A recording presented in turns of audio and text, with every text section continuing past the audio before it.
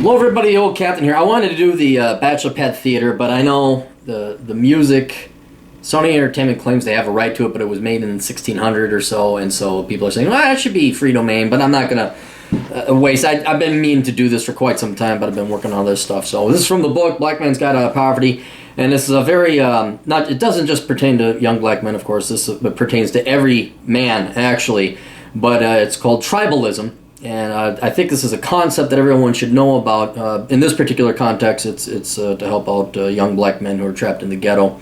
But there are lessons for everybody to learn here as well. So, Tribalism. The Nika riot was a revolt in modern-day Constantinople that occurred in 532 AD. It's an interesting and tragic bit of world history, not because it wiped out half the city, not because it threatened the entire Eastern Roman Empire, and not because it killed tens of thousands of people, but rather because how it started. At the time, cities would host chariot races, among other competitions. Teams were distinguished by the colors they wore. There were the reds, the whites, the blues, and the greens, etc. People would cheer for their favorite color, much like we do cheer for our favorite teams today. However, back then, just as we do now, people would live their otherwise unnotable and boring lives vicariously through these teams, thus developing an emotional and psychological attachment to them. Thus, when their team would lose, they would become furious. One day, the Greens lost to the Blues. Normally, when there was a loss, there was some form of rioting. However, the Green fans were so furious, not only did they attack Blue fans, but the entire city went into revolt. What originated as a grudge match between two sports teams turned into a mob, which then attacked and laid siege to the palace, nearly driving Justinian, the emperor, out of Constantinople. It wasn't until Justinian marshaled some soldiers to counterattack did he regain control of the city, but not until 30,000 rioters were slain and the city destroyed. But the really tragic thing about the Nika riot was that it was all about nothing. 30,000 rioters, roughly another 30,000 citizens, and half the city were killed or destroyed for no damn good reason at all. A chariot race was simply lost by some guy wearing a green sash. That's it. But while this unnecessary death and destruction was ironically tragic, it does teach us a very important lesson about human psychology, tribalism.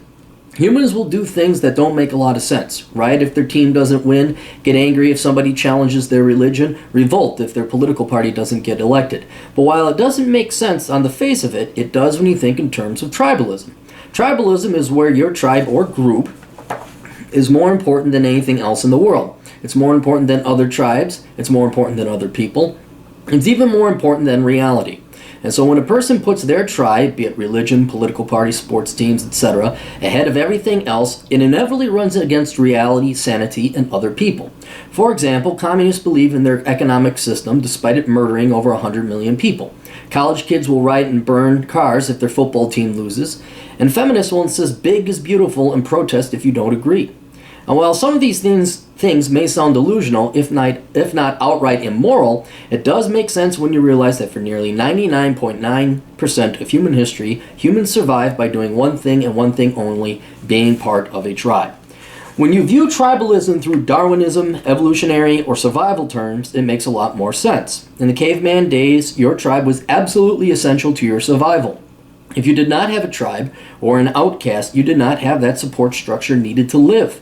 Predators could hunt you down easier, other tribes could kill or enslave you, not to mention a whole host of other social benefits that came with living within a group of people: shelter, defense, labor specialization, friendship, camaraderie, sex, etc.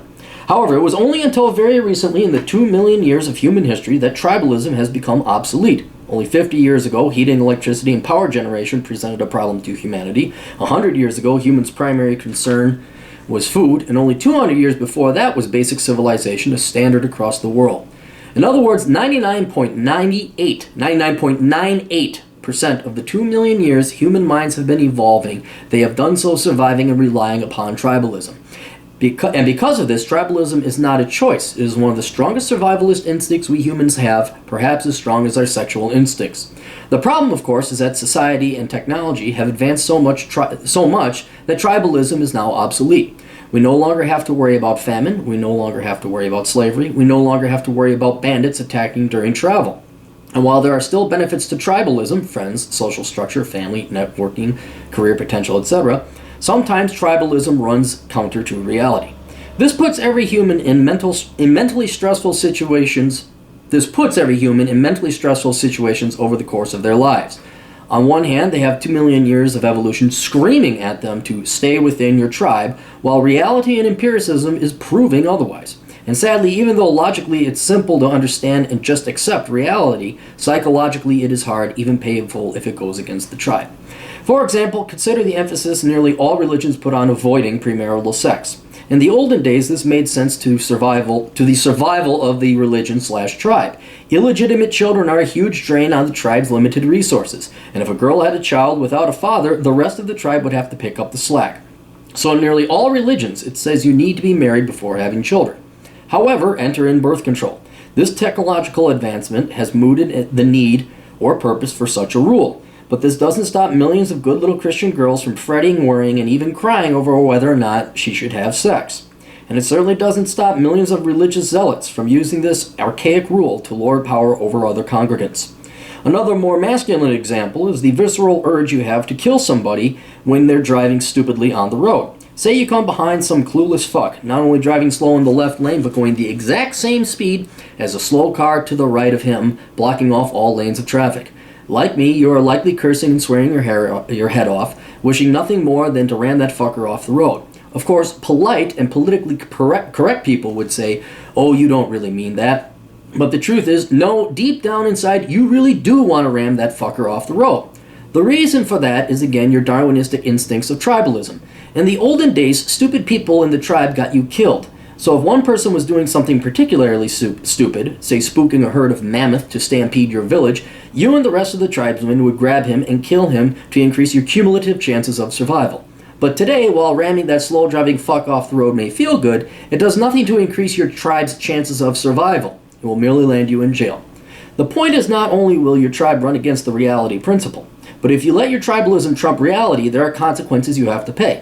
The trick is to have the mental fortitude to override 2 million years of evolution and instinct and make decisions based in the real world, because if you don't, you're going to severely impair your advancement and success in life. This continues on then, your tribe. The black community is, of course, a large and diverse group of people whose only commonality is they just happen to share the same skin pigmentation. There are Native American blacks, mixed-race blacks, 100% slave descendant blacks, African immigrants, just as there are rich blacks, poor blacks, religious blacks, atheist blacks, blacks who like Xbox, and blacks who like PlayStation. Because of this, there is actually no one tribe blacks belong to. But if you are poor and wishing to escape poverty, there is one tribe as a black man you are going to have to at least contend with, if not going to be a part of, and that is the stereotypical ghetto culture. The ghetto culture tribe, with its commensurate donks, baggy pants, designer labels, street cred, gangster rap, etc., did not appear out of thin air for no reason. It is in direct response to a large and growing number of young blacks who lack a tribe of their own.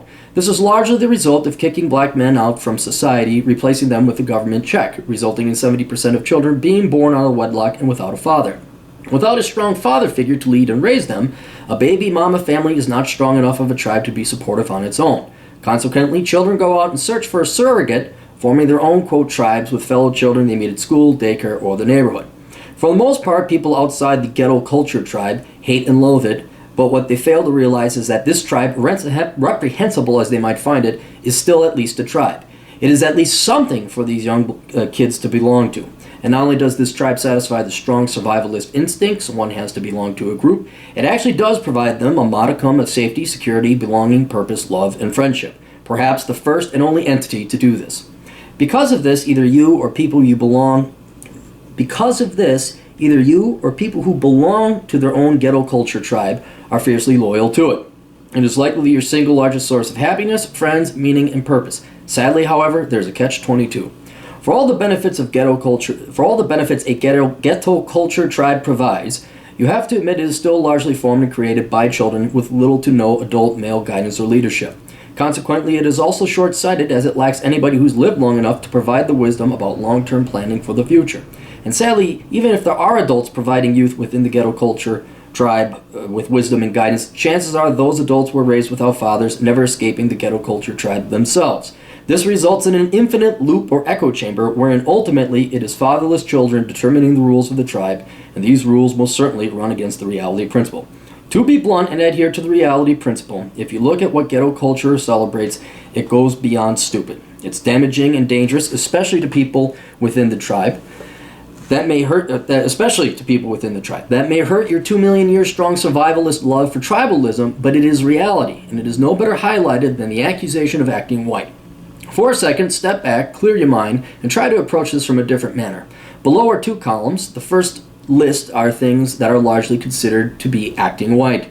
In the second column are the presumed opposite and thus acceptable behaviors of acting black. And in the acting white column, we have good grades, AP classes, graduating, going to college, dressing appropriately, speaking correctly, respectful public behavior, turn in criminals, obey laws. And then the opposite on the right across from these is the counter to each one of these. To quote acting black, bad grades, remedial classes, dropping out, not going to college, pants around your ankles, speaking slang, being loud and disruptive, don't snitch, earn street cred.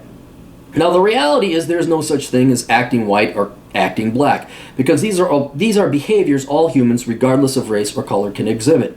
But if we were to remove the words black and white from the list and merely look at the behaviors under the acting black column, it implies blacks are stupid, ignorant, lazy, rude, disrespectful, dangerous, and criminal.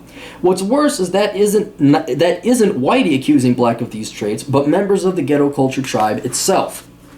The question you have to ask is, do you really think a tribe that accuses you of and demands from you stupidity, ignorance, laziness, rudeness, disrespect, to be dangerous and to commit crimes is in your best interest? What can you possibly expect to achieve in the long term if this is the tribe and these are the rules you're expected to obey? Driving donks is fine. Actually, I owned a couple. Listening to rap is okay. Wearing your favorite team's jersey is perfectly alright. But to disrespect yourself so much that you're willingly lazy, stupid, ignorant, and criminal to the point you ruin your one and finite life on this planet is a personal suicide that can only be described as outlandishly outrivaled stupid shit. Whatever young man, black or white, has to ask himself is whether he deserves better than what his current tribe is telling him he can have. And he must weigh the benefits of security, friendship, camaraderie, security, etc. he'd forfeit if he left his tribe against the life he'd gain joining another. But there is no doubt out of all the tribes in the world, the worst one has got to be the ghetto culture tribe. Whether you are aware of it or not, the ghetto culture is the most disrespected and laughed at tribe there is. Everybody, and I mean everybody, mocks and ridicules it in front of your face or behind your back or not. Foreigners tell their daughters not to date black men should they attend college in America. Every man I know, of all races, mind you, wants nothing more than to take those fucking pants and give that punk-ass kid a goddamn wedgie he'd never forget. And not one man I know dreams of dating the entitled, snobby ghetto baby mama and all the drama that comes with it. You deserve better, you need to leave, otherwise your tribalism will be trumped by reality and ruin you. The next segment I'll be reading is the price of exit, but we'll make a separate video for that. In any case, you could get this. Half the people are, if you're enraged, get this. Give it a shot. Read it. It's harsh truth. It's tough fatherly love. That's why I wrote it. And it does benefit all people, obviously, because it's not just black men that are in poverty, but it is specifically designed for young black men. Anyway, best of luck. Toodles.